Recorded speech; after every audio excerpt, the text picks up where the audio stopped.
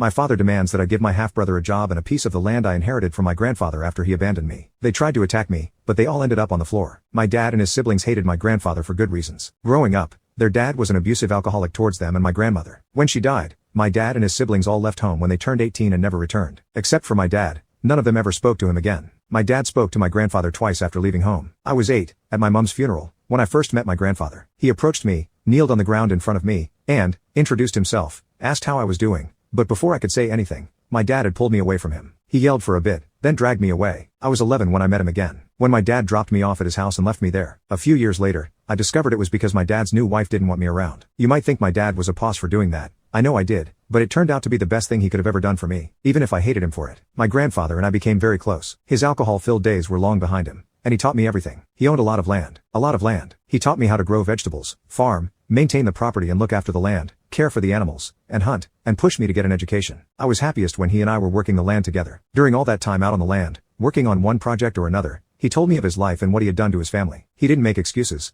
didn't try to reason away his behavior. He told me of all the hurt and pain he caused. When I asked why he didn't try reconciling with his children, he said they can't forget what he put them through. He understood that and accepted it. I was 26 when he died. I called my dad to let him know. I had to tell him who I was. He didn't stay on the line long, told me to take care of the funeral, then hung up. Knowing what I knew of his childhood, I didn't blame him, but he didn't even ask how I was. The resentment I already had for him grew. After the funeral, a young woman introduced herself to me at the wake. She was my cousin. I knew my dad had siblings, but that's all I knew. I had never met them, didn't know anything about them, so I didn't call any of them to let them know about my grandfather. I asked how she knew, and she told me my dad had called her mom. She spent a few days in town after the funeral, and we kept in touch after. We became, and still are, really close. A couple of years later, when she said she was moving into town, I gave her an acre of land. She, her husband, and their kids still live there today. My grandfather left me everything. None of my dad and his siblings contested the will. My cousin told me her mom didn't want anything, not 1 cent, from her father. I guess the rest of them felt that way because neither I nor my lawyer ever heard anything from them. Until last week, my dad called me. His son needs a new start. Apparently he wants to move my way to help with my businesses. I have a few small businesses I run off my property. A working farm where people can stay for a few days to experience farm life. I have a few money-making ventures. Now my half-brother, whom I'd met just one time before I was shipped off to my grandfather, all of a sudden wants to help me. I have all the help I need.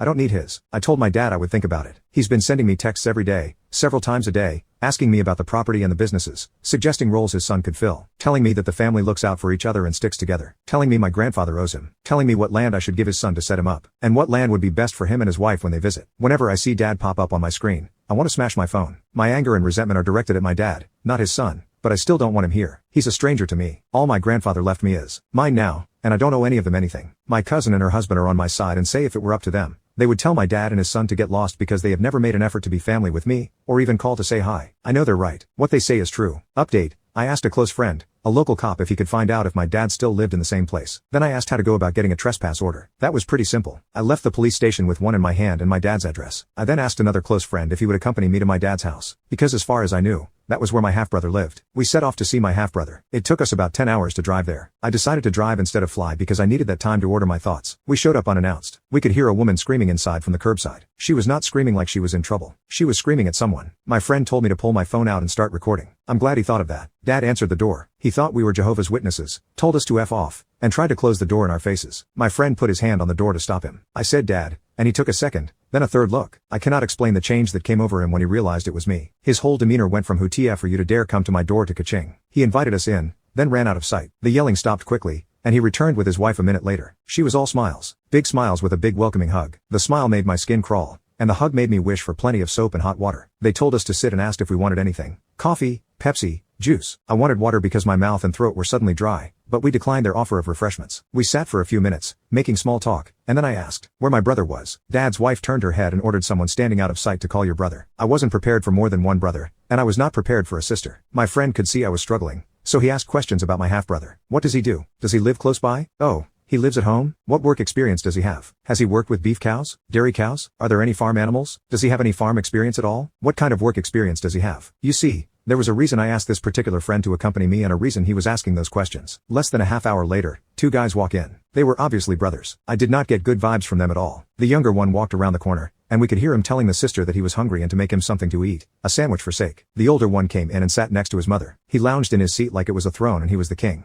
Judging by the look on his mother's face, he was raised to believe that. He looked at my friend, dismissed him, then at me and smirked. He said, "So you're the beach that's going to set me up." He stated that like it was already a done deal. I said, "Not me." I looked at my friend, and he said, "No, that he was not taking him on. 2 or 3 seconds passed before Dad's wife asked what we meant. I told them I had no positions available and wasn't taking any new employees, but my friend was looking for farmhands. He then said he was no longer looking here. She then asked what about the land? My friend said the job came with a 2-bedroom cottage at reduced rent, but the role was no longer available. Then everything exploded. There were accusations of lording it over them, being a stuck-up bee, thinking I was better than them, that I owed them, that I was a greedy gold digger, that I was probably spreading my legs for the old man before he died, that they always knew I was defective. My dad's wife tried to attack me, but I held my arm up, caught her face in my hand, and shoved her back. She flipped backward over the arm of the couch. My dad then tried to attack me, and my friend got between us, gut punched him, and he ended up on the floor. Then, my spoiled half-brother tried to defend his dad by attacking my friend and got a punch to the jaw for his effort. He, too, ended up on the floor. I pulled out the trespass order, dropped it beside my dad, told them what it was, and then made our way to the door. On our way out, we saw the other brother standing there in shock, but he barely registered. I was too busy staring at my sister. She was beautiful but had scratches on her face and a swollen lip. We were supposed to drive straight home. That was the plan. But I couldn't leave. I couldn't,